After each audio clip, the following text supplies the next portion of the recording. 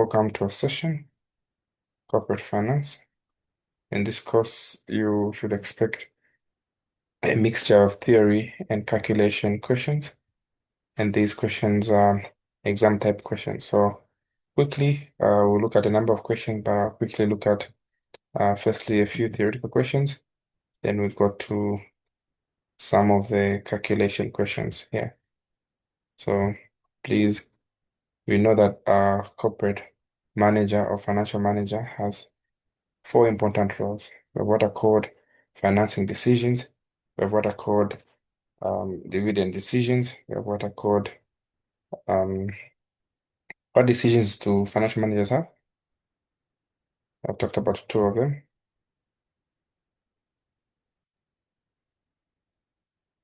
Financing, capital, investment decisions. So these are the many decisions that a financial manager may have. All right. So of these decisions, you must also understand where these could be applied. So we have a question that reads as follows. Number one, two firms need to raise finance. Alusungi Construction has volatile cash flows and high growth, and Benja Corporation has stable and mature industry, or else not constant. Which firm should borrow more and why?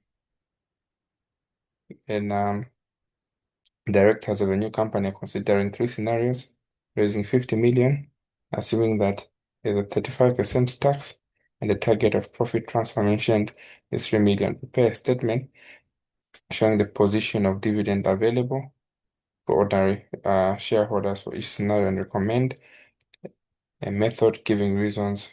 Scenario A has 50 million shares of ordinary shares and 40 million of ordinary shares plus 10 million preference shares, of which 8% are preferred shares. And we have 3 million ordinary shares plus 4 million, of which 8% are preferred shares, and 15 million, of which 8% is bonds. So discuss the three benefits of using equity for financing and discuss the three types of debt instruments used in a company. Okay, so we are going to answer these questions together. Then we will apply the theories that we learned. So in capital structure financing, firstly, when we're talking about capital structure, we're looking at the mix of debt and equity that a company will use to overall finance its growth. So it shows basically the firm in how it is financed, the funds that are borrowed and the funds that are put in the business. So we call that the capital structure. It's simply the debt to equity ratio. So we have different components of the debt structure. We have what we call equity and we have what we call debt. What is equity and what is debt? So equity simply is the money that is raised by the real owners of the business who are the ordinary shareholders. So it can come from common stock. It can come also from preferred stock or retained earnings. So this is a structure that really finances the equity capital. Then we also have the debt capital, which comes from monies that are borrowed with interest rates. It may come from debentures, bank loans, commercial papers, as well as overdrafts. So the importance of capital structure is that it will help to minimize the cost of capital. It will help to maximize shareholder wealth. It will also help to ensure that there's financial stability. So this is the importance of what? The capital structure. So now, with that being said, we must also understand what are some of the factors that will affect which capital structure to pick on. I repeat, the importance of this capital structure is that it will minimize what? The cost of capital. So if you have a good mix of debt and equity, it will reduce the overall cost of financing. It will also maximize the shareholder value. So if you have optimal structure, it will increase the return on equity. It will also ensure that you balance between debt and equity to prevent the overdependence that you may have on one sort. and also to improve the flexibility. So firms can easily adjust between equity and debt as per market conditions. So what are some of the factors that we look at when we are dealing with the capital structure? We will look at number one, the business risk. The firms that have stable cash flows, which is low risk, can safely use more debt. They can borrow because they have a very steady capital structure. The other important consideration is that of control consideration. So issuing new shares may also dilute the ownership. So sometimes it's dangerous to over publicly sell your shareholders because the owners of the business may lose control. Debt can restrain control, the decisions that you may make. The other considerations that will affect capital structure is the cost of capital. The cost of capital. So the cost of capital will affect in that debt is cheaper because of the tax deductibility, because too much of using equity dilutes the ownership. So if you're going to borrow, you're only charged once instead of being charged twice, according to the tax shield. The other aspects you must look at the market conditions. So when stock prices are favorable, firms may issue more equity, and otherwise they may use what? Debt. So the taxation policy is also another consideration. So interest is tax deductible. So it is therefore important to know that high tax environments will encourage what? Debt financing. So all these key points are very important for you to answer such a question. Now, there are financing choices that companies may reach to. These are two, either raising money via debt and raising money via um, equity. So it's neither a yes or no answer. You need to analyze these two options. So in terms of equity financing, which emanates from shareholders, preference shareholders, and retained earnings, you must understand the features that are attached to each.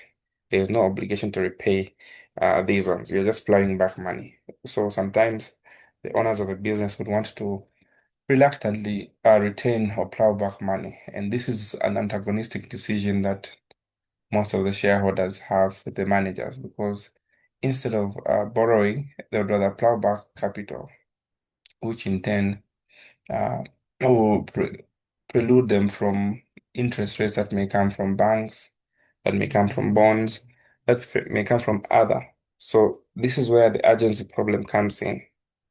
Questions arising as to whether the managers are acting in the best interest of the company or in the best interest of themselves. So now, the advantage of having equity financing is that number one, there's no obligation to repay. Number two, dividends are paid if and only if profits are made. You're not obliged. And number three, it provides long-term capital. And these are the features that we must write on and answering those questions. Are we following? Then when we go on the other hand to debt capital, we are looking at what? We are looking at loans, we are looking at debentures, we are looking at bonds. And the features that are embedded in these are that there's a fixed term interest that has to be paid because you're borrowing those funds. And there's a benefit of the tax deductible interest expense, the tax shield 1 minus T. Because if you go to the income statement, you know that there is a profit before interest and tax, and there's taxation that is after the profit. And so, after reviewing this, accountants, according to the accounting standards, say you do not charge for the debt twice. So you have that benefit. And last but not the least, it increases the financial risk if used excessively. You become over leveraged.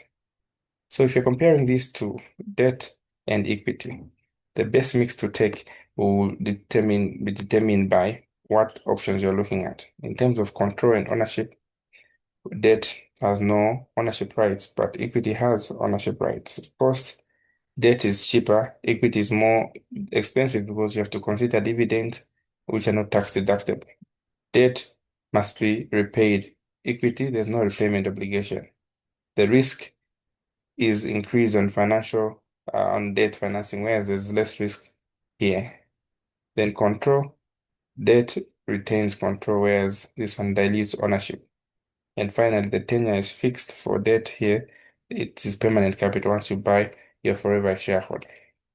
Now, how many types of debt instruments do we know of? I've talked about the debt instruments. They could be short or long term. These are in the capital markets predominantly. So we're looking at bonds. These are long term are securities issued by government or corporation.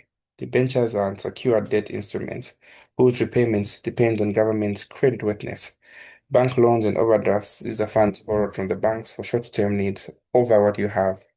And we have commercial papers, these are promissory notes that are issued by large firms up to 12 months. Of course, are based on credibility of the firm. The benefits of using or issuing equity. I've explained there's no payment pressure. It strengthens what? The financial base as well. The benefits of equity financing is that there's no fixed cost obligations. All right. The benefits of debt financing also are there. The tax advantage, the retaining ownership debt doesn't dilute shareholders' control, and that there's lower uh, capital cost. Okay, so how do we determine when to choose the right option? When do we choose the right option? So to choose the right option, you must first find the mixer to minimize your overall cost of capital, to maximize shareholder wealth, to maintain financial flexibility and avoid bankruptcy. Okay, are we together so far? Any questions at this point before I proceed?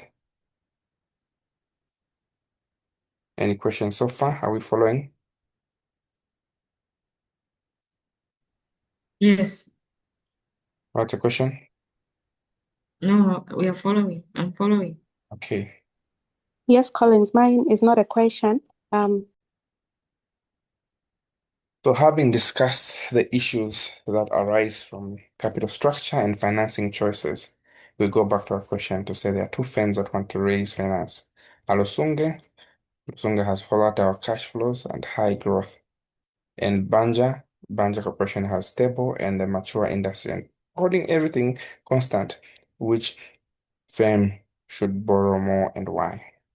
So to answer this question, we must first look at their characteristics.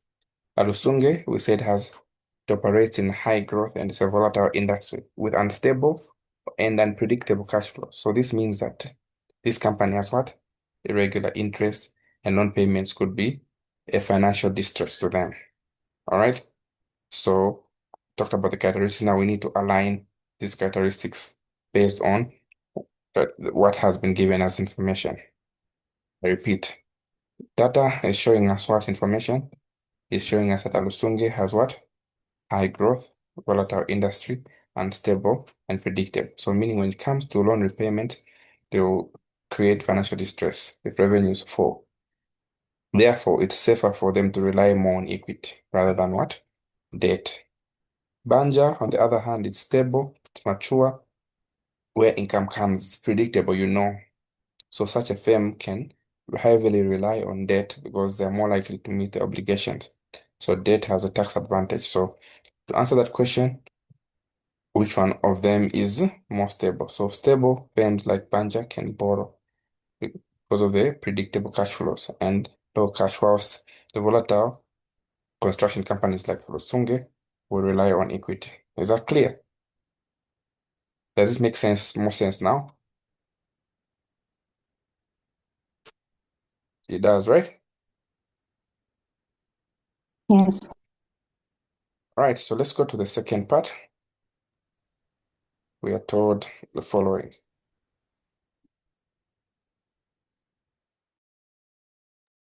So the directors of the company are considering what? Three scenarios to raise a 50 million, assuming is 35%, and the target profit to retained earnings is 3 million. So prepare a statement showing the position of profit and dividends available for ordinary shareholders for each scenario. Recommend which method and give reasons. Scenario A, 50 million shareholders. Scenario B, 50 million shareholders plus 10%, plus 10 million preferred shareholders whose interest payment is 8%. Scenario 3, that 1 million ordinary shares plus a 4 million of preferred shareholders whose interest is 8% and 15 million of bonds whose interest is 8%. So discuss the three benefits of using equity for a company and discuss the three types of debt instruments. So I explained this. Can you try? If you're in a position to talk, it's just a quick, can you remember? Okay.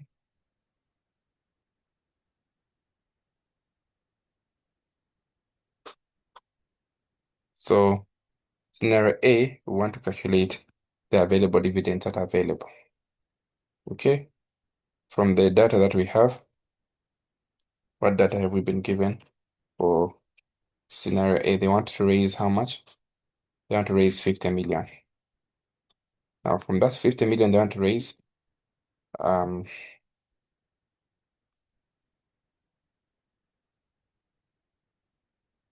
we have a tax rate of how much? Tax rate is 30%. What else are we given? Tax rate 30%. Want to raise 50 million. Our target. What else? We have the targeted earnings are 3 million. Preference dividend is 8%. Bond interest 8%.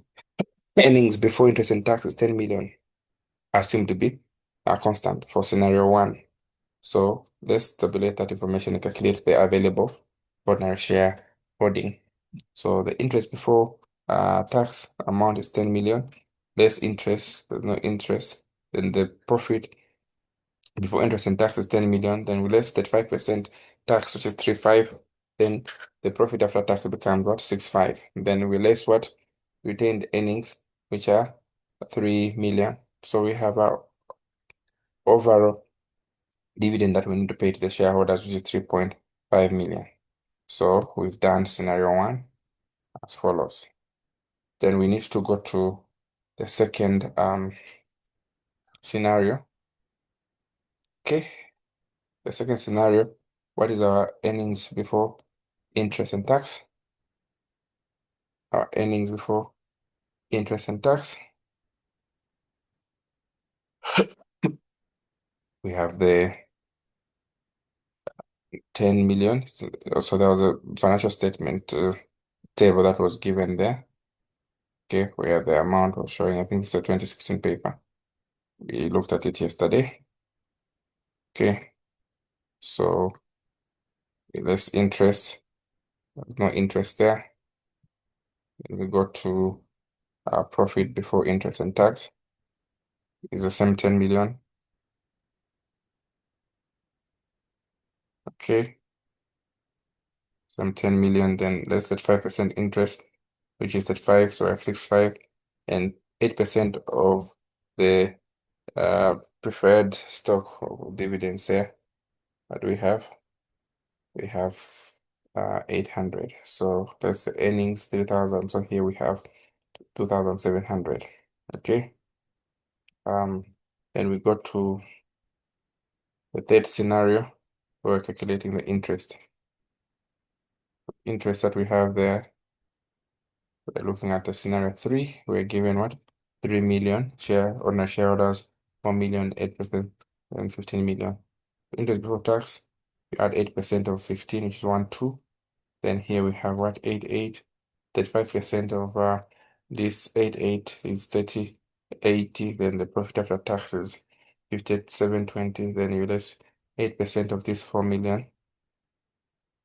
This is on preference dividends. Ultimately, we're getting what? 2,400 or 2.4 million as the ordinary dividend. So, summary of the table, we can summarize the following three as follows. Okay, so don't mind these solutions are there in the pamphlet, but you can take your time, but you just need to understand the concept that I want you to know. All right, so we have this one had no interest, one had interest. So we had the dividends. At the moment, the highest was what? Scenario 1 with 3,500, then followed by scenario 2 with 2,700, then 2,400. So the best choice of the combination would be scenario number 3, which has a combination of ordinary, preference, and bonds. So it has a balanced scenario where we have the debt and equity. So using what this one has a balanced structure. It enables us that there's financial flexibility. It minimizes weighted average cost of capital work despite having what? Slightly lower dividends. So this is what we look at. So what are the benefits of using equity finance? What is the benefit of using equity financing? So we talked about the benefits. Number one, the benefits of using equity financing is that there is no fixed repayment obligation. So equity does not need to be repaid, which helps to maintain liquidity and reduces bankruptcy. Number two, it improves financial stability. So if you have high equity, it strengthens the company's balance sheet and increases investor um, and lender confidence. And number three, long-term source of funds. So equity is permanent, but suitable for financing long-term projects. And finally, there is no interest burden. So unlike debt, equity does not require fixed payments. Okay, so that is the advantage that we have. Are we together? All right. Then we go to the other question part number 3. Number 4, discuss 3 types of debt instruments available to companies. Who remembers?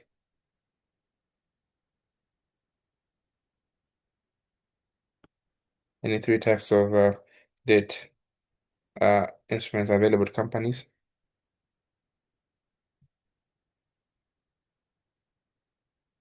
We talked about bonds. We talked about loans. We talked about debentures. So what are bonds? These are long-term debt instruments issued by government or corporations. They are long-term in nature and they pay fixed interest over a specific period of time. They can be borrowed, can be secured and backed by assets or unsecured based on the creditworthiness of the company. We have debentures is a long-term unsecured debt instrument issued to the public. The debenture holder will receive fixed interest, which not have voting rights. And we also have commercial loans. Commercial loans and overdrafts is a short-term to medium sources of finance where loans are usually secured against the company's assets, while the overdrafts are more flexible for working capital needs. Other sources of finance are commercial paper, which is short-term and secured. It's issued by large firms to meet obligations. Lease financing. So all these are available debt options. Are we together? Yes. All right. So I plead you should mix your what? Your selection of questions based on not only calculations. In fact, you can clear that paper even without knowing any calculations, right? So we go to dividend policy and payments. Dividend policy and payment.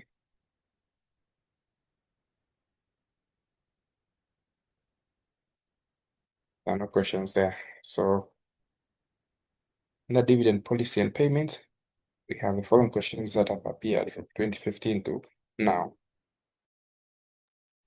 HPT Resources Limited expects capital of 40 million and net income of 32 million. It follows a residue dividend approach with the target of the debt to equity ratio of 3.5. What is the company's dividend payout? If the company places a value of 1/4 of dividends and 1/4 on capital gains, then the firm cannot increase its value by changing its dividend policy. Explain why small, rapidly growing firms have recently gone public, although always have a payout ratio of 0 if the dividend is irrelevant. I'm sure you've seen this question before. We know that Solutions is planning to raise fresh equity and capital and choosing between underwritten offer and rights offering to the current shareholders. The goal is to maximize the current shareholder wealth. What is the recommendation and why? All right. So here we're looking at dividend policy. What is dividend policy to start with? What is dividend policy to start with? For dividend policy, before I answer these questions, I personally like to fill in the students to understand what I'm talking about. So dividend policy basically is a strategy that a company uses to decide on which or how the profits should be distributed to the shareholders of dividends. How much should be retained for reinvestment? So it determines the balance between the current income, which are the dividends, and the future growth, which are the retained earnings. So a dividend is simply a portion of the profits that are distributed to the shareholders. It's usually cash or through shares. We also need to understand what retained earnings are. Retained earnings are simply part of the profits that we are making as a business that are kept within the business for reinvestment or for paying back our debt. We also have a term which is called debt to equity ratio or debt dividend payout. What is a dividend payout? A dividend payout is simply portion of the earnings that are distributed as dividends. So the dividend payout ratio is simply the dividend per share or the total dividend over the earnings per share times 100. And also what we have, the retention ratio is simply a portion of the earnings retained to the company. So the retention ratio would be 1 minus the dividend payout ratio. All right, so those are just some of the terms you must answer or understand. So there are factors that will influence a dividend policy. All right, so these dividend policies have different types. So we have what is called a stable dividend policy. It pays a consistent or gradually increasing dividend per year. We have a constant payout ratio, which is fixed percentage. We have a residue dividend policy, which pays after all profitable investments are done. And we have a no dividend policy, which retains all earnings to be reinvested in the business, common for high growth firms. So there are factors that will affect dividend policy. Number one, profitability. More profits, more dividends. Number two, liquidity. The availability of cash available to pay out. Number three, the growth opportunities. So firms needing funds for expansions may pay low or no dividends, so the monies are channeled to those areas. Number four, taxation policy. So uh, high dividend taxes may discourage dividend payments. So they concentrate on paying dividends. And number five, shareholder expectations. If shareholders are seeking regular income rather than stable, it will determine. Then also access to capital markets. So firms that can easily raise uh, external funds will pay higher dividends so that they concentrate on debt equity. And legal and contractual constraints. So certain laws or debt covenants may limit the dividend payout. So these are some of the important considerations to look at when it comes to dividend. Are we together?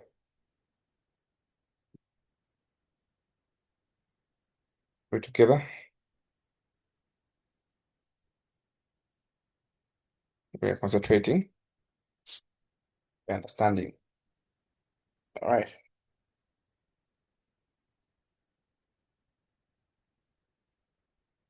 All right. So the dividends have theories. So we have different theories that will guide our dividends. So there's what we call the Miller theory, the theory. We have the bed in the hand theory, the tax preference theory, and the Clantara effect theory. So the theory simply asserts that a dividend policy is irrelevant in a perfect market. A firm's value depends only on its investment decisions. And we also have a theory which says bed in the hand. Investors prefer certain dividends now over uncertain future capital gains. The other theory is a tax preference theory, which asserts that investors may prefer capital gains due to lower taxation compared to the dividends. And finally, the clientele effect theory simply says that different investor groups will prefer different dividend payouts based on their income needs.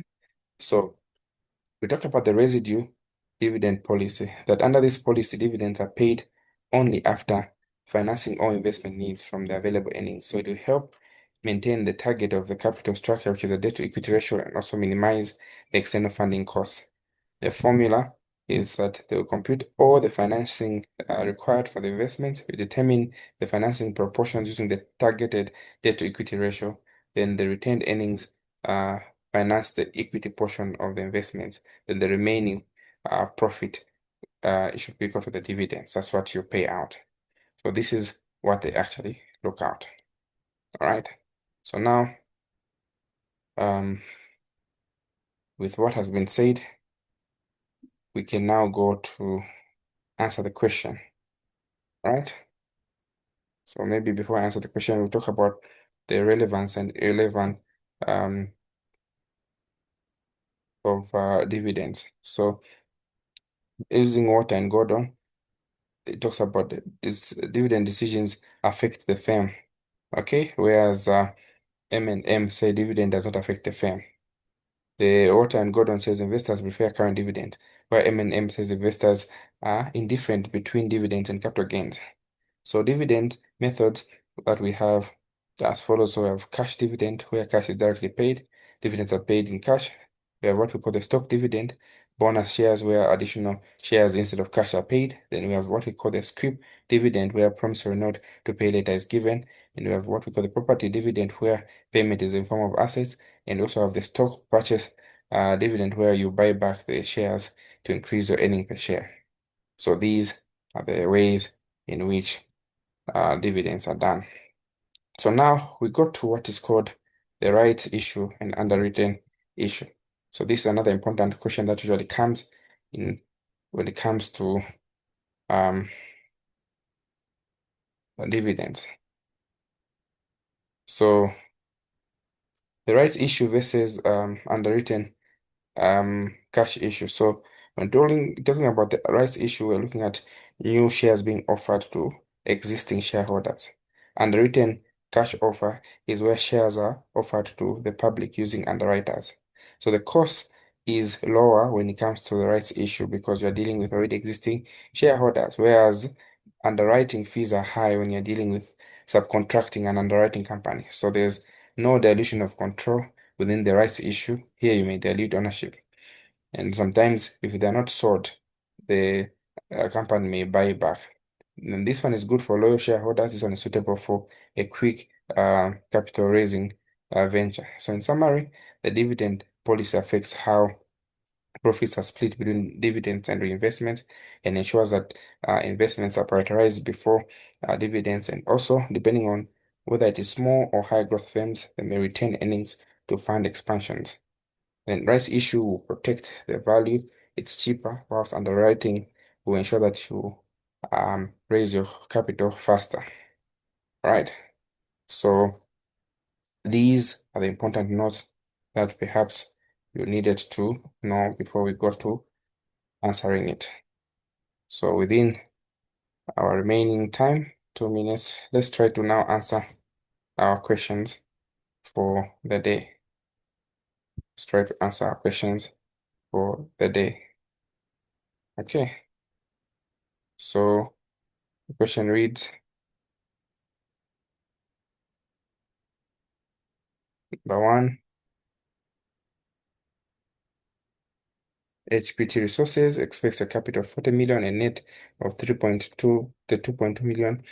If the following residue dividend approach is used with target to equity ratio of 3.5, what is the company's dividend payout? Okay, how do we calculate the company's dividend payout? We first calculate the total capital structure, then determine the portion using the ratio that has been given. So here is what we do. So the proportion has been given as how much? 3 to 5. So we tabulate the information that has been given. What information do we have? We have what? 40 million as a capital investment, 3.2 as the net income, and debt to equity 3.5. So you can add the 3 plus 5. What do we get? 8. So the structure of debt is debt to equity. So debt is simply what? 3 out of 8, which is here, and equity is what? 5 out of 8. These are the proportions. So you decimate these proportions to the equity required. So the 40 million, 5 over 8 is 25 million. This is what goes to equity. All right, then meaning the remainder, which is 3 out of 8, is what goes to the debt. So how to determine the retained earnings needed? So the retained earnings is simply the earnings to finance portion that must be retained is 25 million. So to calculate the dividends available, we subtract the 32 net income million minus the 25 million here. So this becomes our residue dividend. This becomes our residue dividend. Then to calculate the dividend payout ratio, we now divide that 7.4 million over the 32 million to get the interest, the proportion, which is 22.8%. So we end here. This is how we calculate our answers.